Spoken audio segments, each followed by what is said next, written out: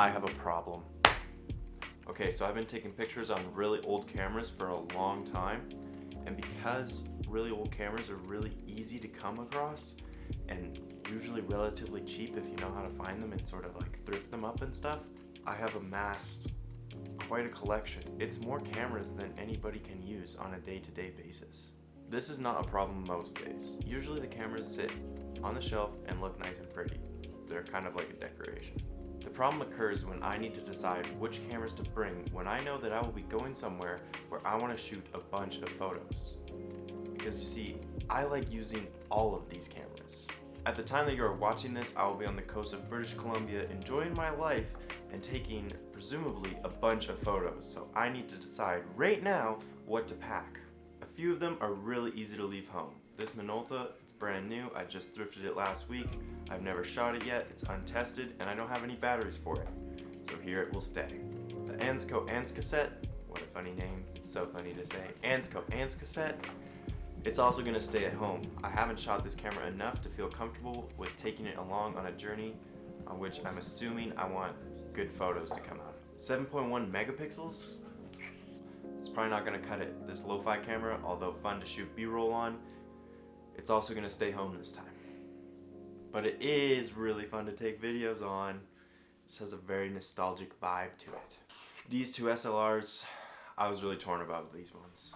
Both of them would make great additions to any journey. They both shoot immaculate photos. I've used both of them quite a lot and feel quite comfortable using them.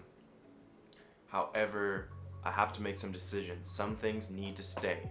The Canon FTB, it's my grandfather's, and I would feel horrible if something were to happen to it, accidentally damaging it, dropping it in the ocean, anything, fog in the lenses from being in a humid environment.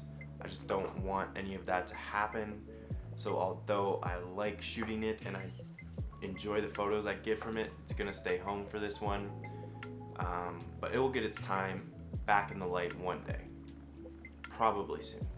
The Minolta X700, this thing's a little beast and I like shooting it. It's gotta stay home. I don't have a good reason for why it has to stay home. It just didn't make the cut this time. Unfortunately, it will stay on the shelf. Now, onto the cameras that actually made the cut. First off is my Super 8. Of course I have to bring this thing. I bought 2 rolls of Super 8 to shoot this year, and I'm currently halfway through my second one. The film that I've got from this camera hopefully will come out soon as a video on this channel. In case you were wondering, I purchased 2 rolls of Kodak 50D color negative film to shoot through this camera. And I'm getting it processed by a lab in Toronto. Boom, you already know the Konica Big Mini HG is coming with us. Is it HG? Yes, I always get it confused, HG or HQ. An adventure to me would be incomplete without my Konica Big Mini HG.